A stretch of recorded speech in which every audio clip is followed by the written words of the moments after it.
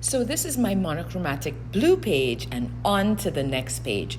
As you notice, I am using parchment paper in between because I'm drying it with the hair dryer, but not, I want to keep working, so I'm working one after the other, so it's still a little tacky and it will stick to the other page. So parchment paper is a great thing to use in between. It will not stick to it, especially if you dry it a little bit in between.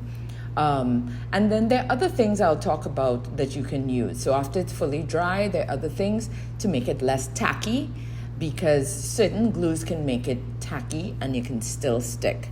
So, but the parchment paper works lovely. So this page, I am going to be doing my greens, monochromatic greens. So, hi, I'm Allison Wells. Welcome to my YouTube channel. And this series is all about filling an art journal full of our bits and pieces, scrap collage paper, scrap paper. And I'm doing it any way I feel. I started off with monochromatic reds and blues, and now I'm going into my greens. Now I'm exploring. I'm going to do a full book, so I'm really trying to explore. In the first 2 pages, I just ripped the pages and I overlapped. I ripped the paper and overlapped them. So just layering all around. This one, I want to switch it up a bit, and I decided to cut my paper. So I am cutting it regular and irregular shapes, but with straight edges, not ripped. And what I'm deciding to do is leave a little negative space in between so that you get this white little strip all around each shape. So it emphasizes shape, it emphasizes negative and positive shape and space, which I love to play in my work, in a lot of my paintings.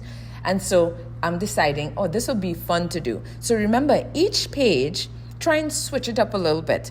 So I'm doing monochromatics, but when I run out of all the monochromatics, I'm going to start doing other color schemes and other ways of placing the paper. So now I am putting them adjacent with a little space in between. And I think it gives it a whole different look and a very structured look with the straight edge. So I'm feeling good about that. Again, the bits and pieces of paper. These pieces of paper are my scraps. This is stuff that would eventually just go in the recycle bin, because I have a lot of collage papers that I make on my own and other pieces that I buy. And those are my pretty, lovely collage pages. And I have them in a separate area, large sheets, smaller sheets, etc. But when I use them up, I get these little strips, when you're collaging, you have little strips. And I have a lot of magazine paper as well. So I do want to use my magazine paper also, and not just, recycle it or get rid of it. I have tons, so why not? You get some lovely colors, lovely variation of colors, and all of that. So these strips were in this huge plastic bag. I have a few plastic bags full of these little strips, some larger pieces, some little pieces. And I'm like, why throw them out? And in the past I have, because, I want to keep all of them. I don't want to throw it out. But then eventually when you're cleaning, you're like, this is ridiculous. Why am I keeping this? And now I just love the fact that I can put them in my journals and my sketchbook and really have fun with them. When they were in the bag, they just look like trash, right? And you won't even see in the colors, because you're seeing like parts of underneath, you're seeing text from magazines and all of that. But then when I color coded them and put them in my little containers, like a palette all around me, you get all the reds, all the blues, all the greens, and that's my palette, and I'm now working with it. And so when you see that, then you realize, ooh, I can do a lot with this. So it's all about organizing something. It's all about seeing it in a new light and in a fresh light. So the types of papers we have here, I have, as I said, my painted paper. I have printed papers that I printed out, PDFs of. I have magazine papers, tons of it. I love my tissue papers, because if you get pieces of tissue paper and then when they overlap, you can see what's going on underneath, right? Also, there is scrapbook paper, right? different pieces or old paintings that I ripped up, paper on paper, I ripped up, and I'm doing them. Here I'm thinking, I wonder if I want one of those with the punch with the circle, which I like.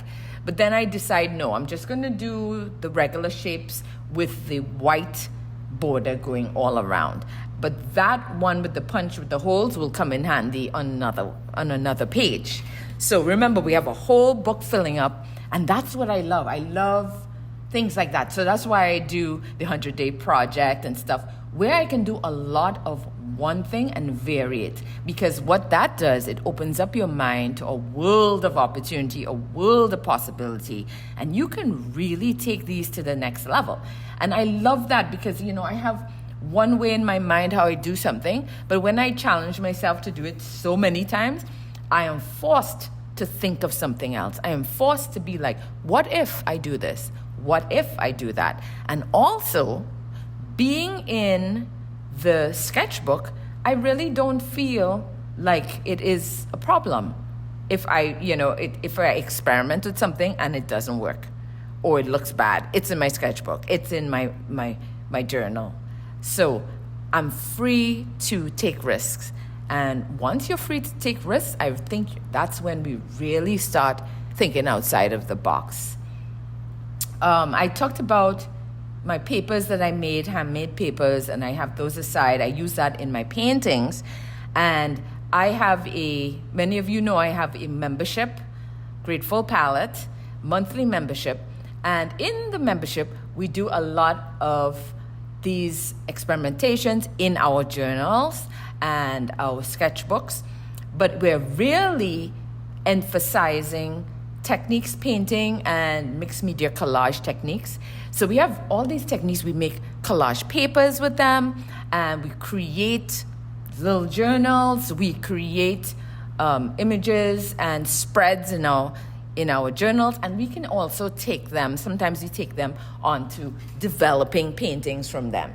So everything, when you come to my studio and you see some of my finished pieces, they are coming from my journals. They are coming from my sketchbooks. That's where I get my inspiration. That's where I really just dive into things. And then I look through the pages and I'm like, that was really brilliant. That was great. I'm going to try this on a painting. I'm going to try and blow it up. So even though it's in your journal, you can then take it to the next level. And many of you know I love my gratitude journal. So many of these turn into gratitude journals where I would have gratitude quotes. I would write in there. Sometimes the papers I would have writings, gratitude lists that I've made over the years in my gratitude journals and infuse that into it as well. But paper collage is really a big part of my art making.